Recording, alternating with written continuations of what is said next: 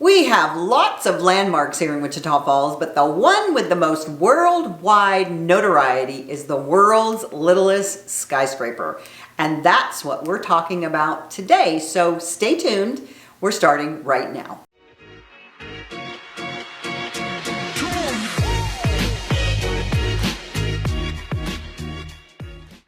Welcome back to another episode of Your Wichita Falls. Hi y'all, I'm Debbie Dobbins, real estate entrepreneur here in Wichita Falls, Texas. And on this channel, we talk about how to live your best life in Wichita Falls, Texas. So if you want to know more about all things Wichita Falls, lifestyle, real estate, or anything in between, please subscribe to our channel and ring that bell so that you'll be notified every Monday when we upload a new video. So growing up in Southern California, I know skyscrapers. I have worked in downtown Los Angeles and they are huge. You can look out those windows and get, oh my gosh, some serious vertigo. But not so at our little international landmark, the Littlest Skyscraper. Like many towns of the early 1900s, we have our sordid past of greed, gullibility, and fraud. It is truly one of those stories that movies are made of, this story about the Littlest Skyscraper. Now, it all begins at the inception of the oil boom in the early 1900s. And within 5 years after oil was struck in nearby Burke-Burnett, Texas, Wichita Falls had become the center of the oil patch. Our population had more than doubled, with 20,000 new residents moving in. Sounds a little familiar? It was becoming a hub for a roaring economy, new industries, and a major retail center. And as you can imagine, when things heat up like that, it's prime time for lying, cheating, and stealing. Money was flowing like black gold, oil that is. And before the boom started, an Oklahoma businessman and railroad man, Augustus Newby, had built a one-story brick building near the railroad tracks. Before the boom, he was lucky to keep it rented. And after Newby passed away, this one-story building continued to be rented. Well, when the boom took hold and space was limited for everything, this little one-story structure was bulging with 7 tenants. Okay, count it, 7 tenants. And one of these tenants was a man named J.D. McMahon. J.D. was originally from Philadelphia. He ran a drilling rig construction company. He was a landman by trade and a structural engineer by training. And he was a con man by inclination. And as con men go, McMahon saw a clever way to steal architecture. Yes, there were scams even back then. And even as a tenant, McMahon could see that office space in this growing community was desperately needed. And with office space in such great demand, McMahon made it known that he intended to build a handsome high-rise adjacent to the Newby building. Now keep in mind, he was a tenant. This one-story small office building next to the railroad track was where he was a tenant. And the crazy part was, he proposed this addition to the empty lot next door to the Newby building that he didn't even own. He was really quite bold. He began talking up his idea and convinced a group of investors to pool their money into this new project. This impressive high-rise towering above the city of downtown Wichita Falls. Now, keep in mind, this investment he was raising money for was $200,000. That would be equivalent to $2.7 to $3 million today. That was no small little bit of change. That was quite a bit of an investment back then. And his idea was a skyscraper that would be a fitting monument for this rapidly growing city called Wichita Falls. So with this plan in mind, he began circulating a set of blueprints depicting this spectacular idea. Now, investors and speculators were already rushing everywhere to pour their hard-earned money into new downtown buildings all around town. They were so confident that the town would be prime real estate for decades to come, and boy, oh boy, was JD's idea perfect for them. And it took no time at all that McMahon raised ample capital for this project, and he began construction. Never mind that he also did not have permission from the land's owner. Remember, he didn't own the lot.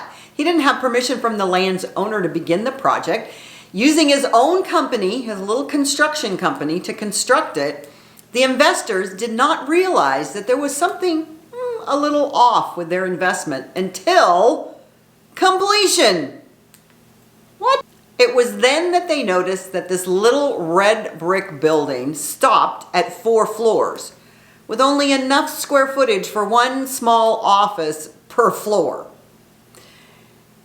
In a classic case of failing to read the fine print, these eager investors did not notice something unusual about the blueprints for the proposed skyscraper.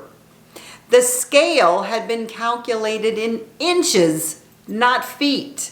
So what these investors took as plans for a 480-foot structure rising roughly 48 stories actually called for 480 inches in height.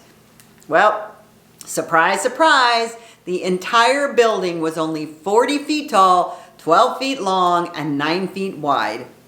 And to make matters worse, the elevator company that McMahon had hired had backed out, so visitors could only reach the top floor of the building with an external ladder. I mean, seriously.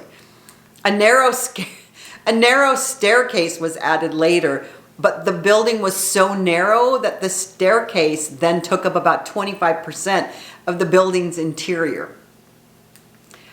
So, basically, none of the investors noticed the little extra hash mark next to the numbers on the plans. And instead of rising above the city, it is but a mere whisper on a corner. So, were they scammed, you ask?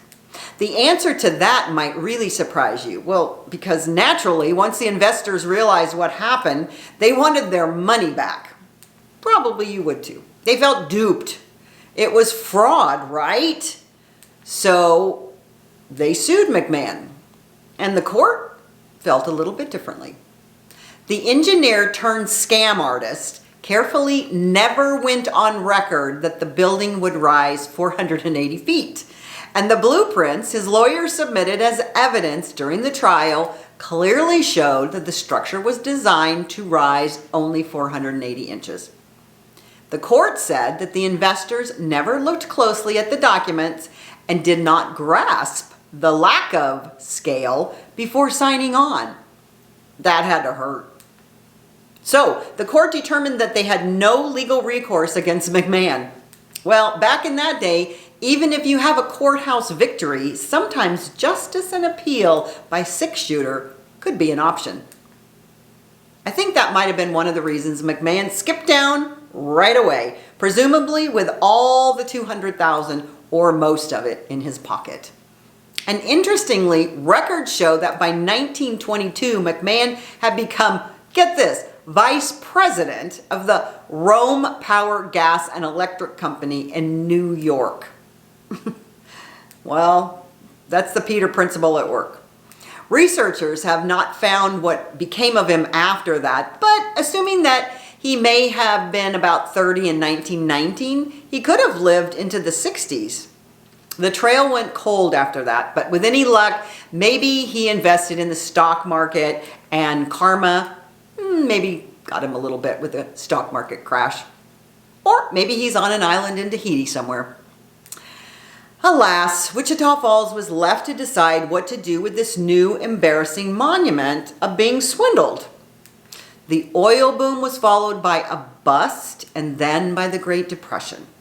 And for decades, the beautiful little skyscraper sat abandoned and boarded up. A fire even took it over in 1939, destroying the whole interior. And As you can imagine, a lot of Wichita Falls residents lobbied for it to be demolished because they didn't want that scandal, that reminder of that scandal and how the town had been swindled. It was actually set for demo several times, but there were other people in this community, thank goodness, who fought for it to stay standing. Even though civic leaders were embarrassed by the building and the scam behind it, in the early 1920s, New York cartoonist Robert Ripley, yes, of Ripley's Believe It or Not fame, featured this Littlest Skyscraper in one of his cartoons, and he labeled it the world's littlest skyscraper, which legend has how it came to be known that way. So instead of embarrassment, all those who got scammed began to see the humor in it. Eventually, it was occupied by various businesses, vacant again, and remained so until the 1990s, when a local business renovated it and fully restored it. Now it remains a historic building and a worldwide, we're on the worldwide map, tourist attraction. Today it houses an antique store, and the building has been declared a Texas Historic Landmark. It's been added to the National Register of Historic Places. And fortunately for us, it was not torn down. You can take a trip up memory lane to all 4 stories by entering through Hello Again, the boutique in the old Newby building right below. It is certainly worth a trip to visit or revisit this must-see tourist attraction in town, showing visitors that the boom era wasn't without its con men and controversies. And that's all for this episode of Your Wichita Falls. Y'all come back now, you hear?